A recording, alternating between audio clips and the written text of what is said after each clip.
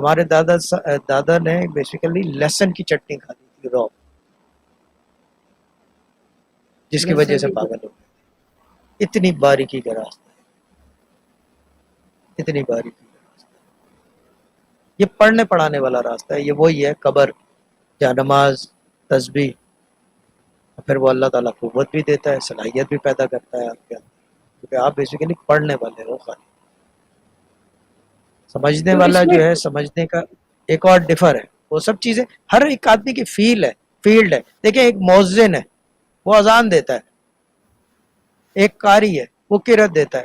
ایک حافظ ہے، وہ حفظ کرتا ہے. ایک علامہ ہے جو دین کو پھیلاتا ہے اور بتاتا ہے دین کے بارے میں.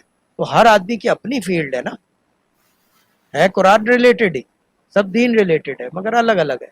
اور ایک آدمی جو ہے وہ کیا کہتے ہیں عصر قرآن بتاتا ہے کہ جی یہ کرو گے تو یہ ہوگا اس سے، in the good way, in the right thing.